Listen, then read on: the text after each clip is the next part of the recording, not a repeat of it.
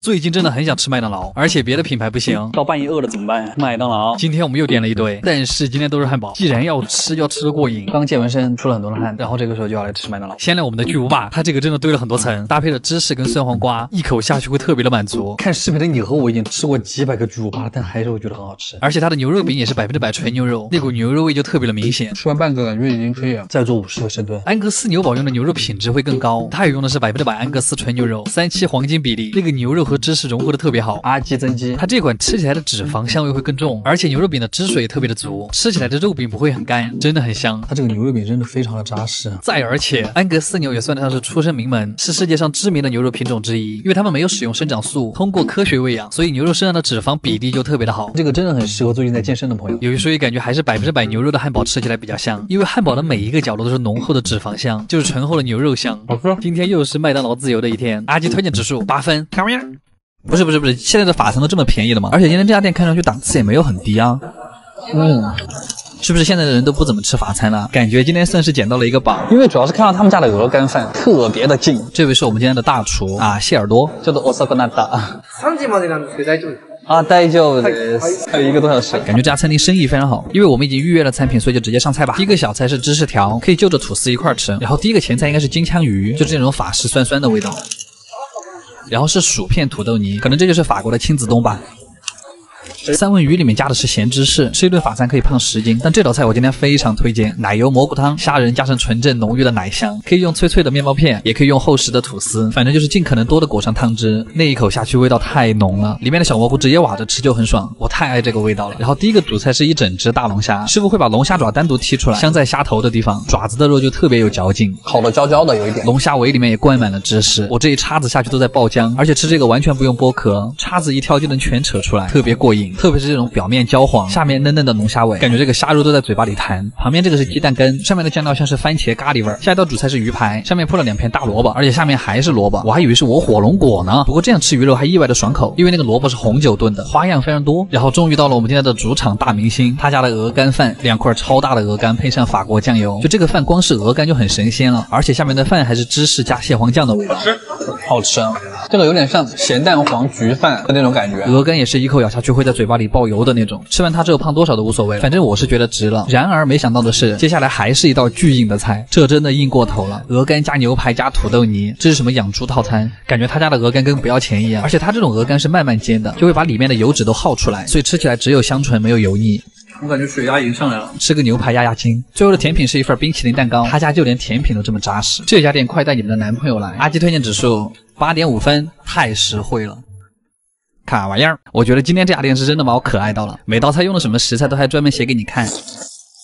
在日本有很多这种寿喜烧的老店，真的是非常老的那种，藏得很隐秘就不说了，还很不好约，耍什么大牌啊？又到了吃寿喜烧的日子，今天我们就来一探究竟啊！日本这种贵到死的寿喜烧店都什么样子？予約したの龍です。龍様、はい、お待ちしておりました。どうぞ中。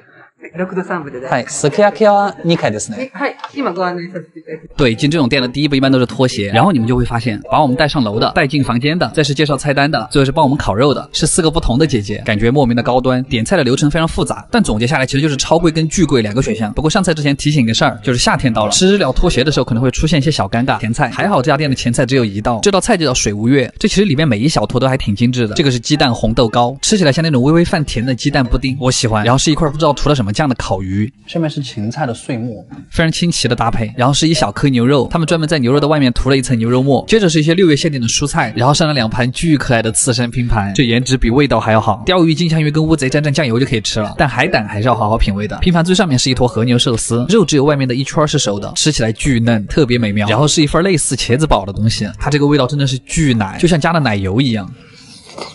里面的鱼肉还特别下饭。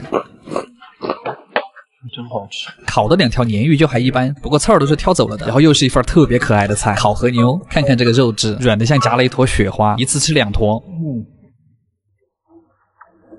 巨软，不知为什么又想听莫文蔚的歌了。然后看到阿姨悄悄的把锅端了进来，我就知道我们要到最后的主菜了，一份寿喜烧，一份小火锅，这个也是阿姨全程帮我们弄，我们就不糟蹋了。吃之前还要介绍一下各个蔬菜的产地，然后2个套餐里面总共有6片和牛，其实已经很多了哈。然后都是6种不同的吃法，特有仪式感。第一片是蘸着生鸡蛋液吃，哇，这个生鸡蛋液可以把和牛脂肪的那个甘甜给衬托出来。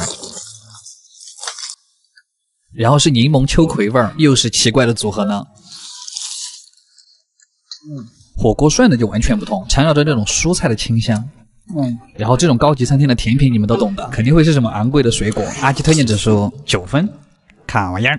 哇，这个真的有点恶心。日本人在追求食材新鲜的这条路上面是越走越远，感觉他们吃什么都要吃活的，他们才觉得新鲜，是不是有点太扭曲了？还有大伙儿今天我们要去的这家店就非常的有日本特色了，它招牌上就写了高级活鱼料理6个字，顾客围着几个大水池坐着，食材们就在中间看着，感觉非常抱歉。店里今天有哪些菜是直接挂在了房梁上，简单直接到你甚至都不知道这个是个什么菜。第一个小前菜就很明，是一份果冻加的像蕨菜一样的东西，口感巨怪。第二盘就上了河豚刺身，这个一看就不是 Yuki 家，它不可能就这么小一盘，不过还好味道非常鲜，河豚刺身真的是永远的神。刺身终于来了，好像除了金枪鱼，别的都是活鱼身上的肉，然后发了2个盘子给我们，这个也不知道它是什么意思。这种肉吃起来特别的软糯，跟冷冻的鱼肉比起来差太多了。鲷鱼跟三文鱼蘸酱油就很好吃，但这种新鲜的青花鱼还是要跟紫苏叶一块吃才行。接着就是今天最恐怖的一道菜，它的名字就叫活乌贼，就是端上来的时候还在动，旁边放的是一块扇贝肉和一块翅膀。刚才的乌贼，因为它才被端上来，所以你夹起来的时候还在拉丝，吃起来很软糯，但是又有一点像胶泥，不过还好味道不错。然后旁边这个翅膀我非常喜欢，嚼起来像是在嚼海带，莫名的爽口。然后这里的鲍鱼会当着你的面煮熟，然后切好之后再端上来，表面上会用喷枪烤一下，吃起来会更香。旁边那个是鲍鱼干，那个巨好吃，鲍鱼果然怎么弄都好吃。然后终于来了一道正常一点的菜，大猪排，我好感动哦。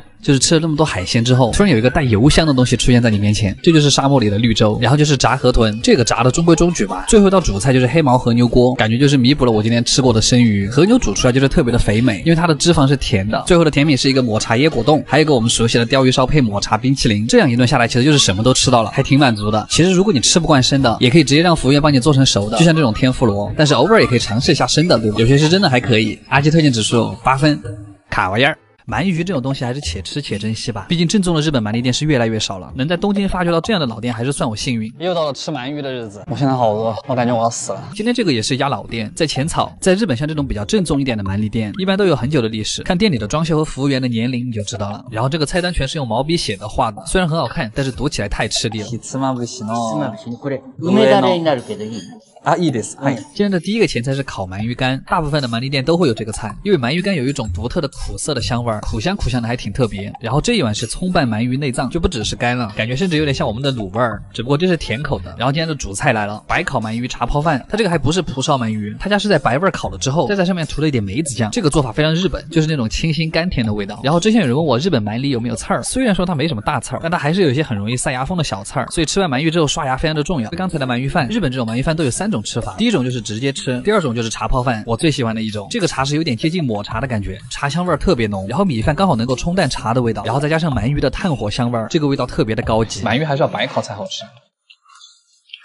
然后这份是传统的鳗鱼冬，最小份都是一撇，就是一根完整的鳗鱼，然后切成这个样子。不知道它那个最大份的是有几条鳗鱼，但因为这个是照烧酱，虽然它闻起来很香，吃第一口也很爽，但吃到后面还是会腻，所以我们就追加了一份金枪鱼寿喜锅。金枪鱼就是那种不管你怎么做都很好吃的鱼，我们点了一整盘，都够吃2锅了。它煮好之后的那个肉质仍然很嫩，咬下去还是有劲道的。